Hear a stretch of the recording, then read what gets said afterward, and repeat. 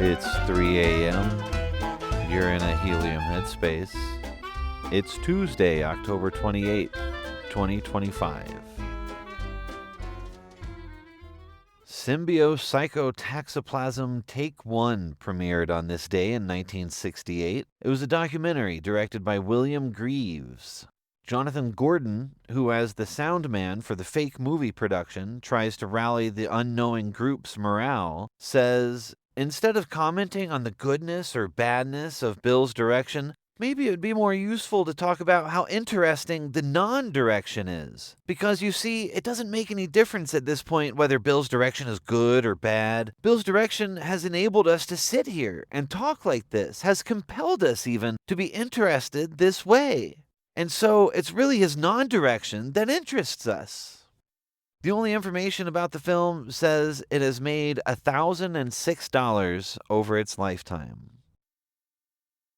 Desiderius Erasmus was born today in 1466 in Rotterdam in what is now the Netherlands. A scholar and priest, Erasmus became the leading humanist of the Northern Renaissance, arguing that education and reason should reform the church from within rather than through open revolt. His 1511 satire, The Praise of Folly, mocked corruption and superstition among clergy and laity alike, exposing how blind ritual had replaced sincere faith. Yet he avoided the extremes of Martin Luther's rebellion, believing that moral progress required learning, patience, and self-examination, not division. Erasmus's lifelong pursuit of clarity, through the study of original Greek and Latin texts, through translation, and through measured criticism, embodied the Renaissance ideal that truth could be recovered by going ad fonte, back to the sources.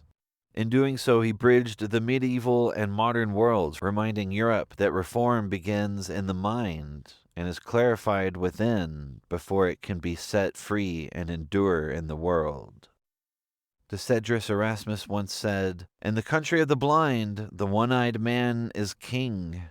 He also once wrote in the Handbook of the Christian Soldier, "Most Christians are superstitious rather than pious." Born today in 1970, Akhtar uses the stage to test how identity, faith, and ambition collide in American life. A focus sharpened in his breakout play Disgraced, which follows a Muslim-born attorney whose careful self-reinvention unravels over one dinner as religion, race, and status claims turn into confession and consequence. The play won the 2013 Pulitzer Prize for Drama and set the template for Akhtar's wider projects. Works like Junk and Homeland Elegies extend the inquiry to money and public life, arguing that the stories Americans tell about success and belonging are strongest precisely where they are most fragile. In an interview with Bill Moyers, Akhtar once said, "It is impossible to understand what it means to be human without understanding how being human has been redefined through finance." Born today a century ago in Nassau, Bahamas, to Scottish parents, Hamilton Finlay became a poet who built his great work as a garden. Beginning in 1966 at Stony Path near Dunster, he and his wife Sue shaped paths, ponds, meadows, and groves into a place called Little Sparta, where words are set in stone on pedestals, by pools and across temples, so that walking becomes reading and the landscape itself carries the poem. You meet boat names cut into slabs, classical mottos by the water, and quiet clearings that make ideas feel close at hand. And when Finlay died, the garden became a never-ending book, turning page after page, day after day. In a letter to his friend in 1967, Hamilton Finlay wrote, "Life is full of problems, not least the moles, which can ruin a good garden poem overnight." Today in 1886, the Statue of Liberty was unveiled in New York Harbor before a crowd of thousands, a gift from France to the United States commemorating liberty and friendship.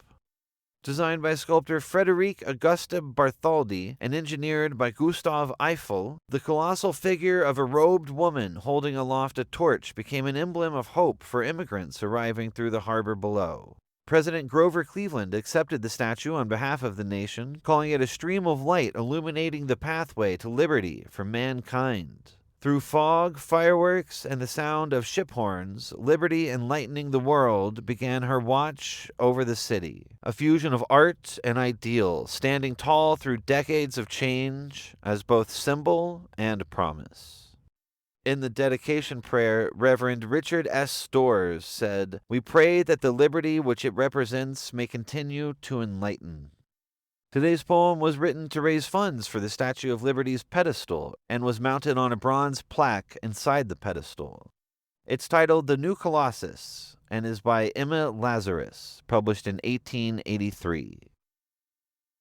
Not like the brazen giant of Greek fame, with conquering limbs astride from land to land. Here at our sea-washed sunset gates shall stand a mighty woman with a torch, whose flame is the imprisoned lightning, and her name, Mother of Exiles. From her beacon hand glows worldwide welcome. Her mild eyes command the air-bridged harbor that twin cities frame. "Keep, ancient lands, your storied pomp," cries she with silent lips. "Give me your tired, your poor, your huddled masses yearning to breathe free. The wretched refuse of your teeming shore. Send these, the homeless, tempest-tossed, to me. I lift my lamp beside the golden door." And those are some of the things we humans have done over the years. Do good work, smile more, and please follow our work.